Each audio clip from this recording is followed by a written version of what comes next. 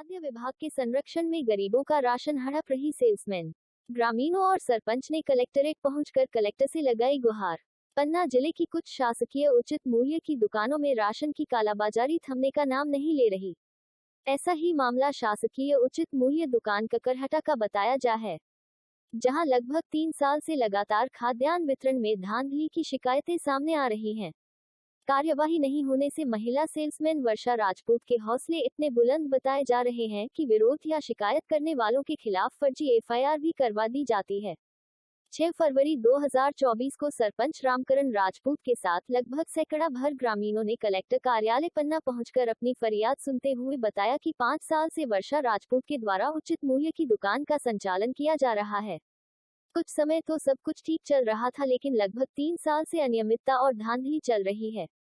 महीने में केवल 1-2 दिन दुकान खोलकर गिने चुने लोगों को ही राशन दिया जाता है।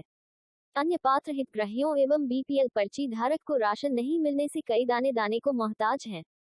ग्रामीणों ने बताया कि कई बार मामले की शिकायत खाद्य अधिकारी और कलेक्टर के समक्ष कर चुके हैं, लेकिन किसी के भी द्वारा कार्यवाही नहीं की गई। खाद्य अधिकारी कई बार शिकायत के बाद मौके पर पहुंचे, लेकिन केवल बातचीत करके वापस आ गए।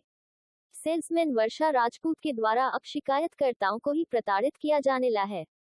सरपंच रामकरण राजपूत ने बताया कि उनके पुत्र के ऊपर भी फर्जी एफआईआर करवा दी गई है, जिससे ग्रामीण भयभीत हैं और राशन लेने उचित मूल्य दुकान की जाने में भी डरने लगे हैं।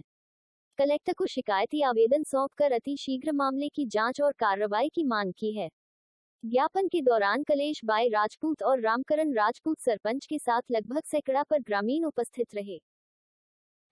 हमारे यहाँ जो गरीब जनता है उनको गल्ला स्व सहायता समूह से वर्षा राजपूत द्वारा नहीं बांटा जा रहा है। इससे हम 3 वर्ष से बहुत परेशान हैं। जो कोरोना काल से राज्य सरकार और केंद्र सरकार की दोनों का गल्ला आता है, वो स्कीम आज तक किसी को ये पता नहीं है कि केंद्र सरकार का गल्ला आता है, वो भी नहीं दिया। और जो भी गल्ला बांटती है तो ज़्यादा से ज़्यादा एक दिन में 1 घंटे या आधा घंटे बांट के 2 घंटे और चली जाती है। अगर कोई उससे बोलता भी है तो झूठ उसकी रिपोर्ट कर देती है और एफआईआर दर्ज करवा देती है। कलेक्टर साहब से मिले, क्या कहा उन्होंने? आज कलेक्टर साहब से मिले तो कलेक्टर साहब ने कहा कि हम इसका निराकरण जल्दी से जल्दी करवा देंगे और आप इसमें कोई प्रॉब्लम ना माने।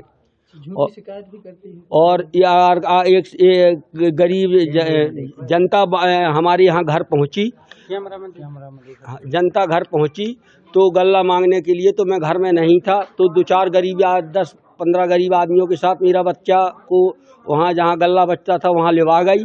तो मेरे बच्चे से ने कहा कि ये राशन कार्ड इनको गल्ला अल्लाह दे दो, तो उसने मेरे बच्चे पे भी एफआईआर दर्ज करवा। क्या नाम है आपका, कहाँ से आए हैं? मैं ककरहटा सरपंच रामकरण सिंह राजपूत।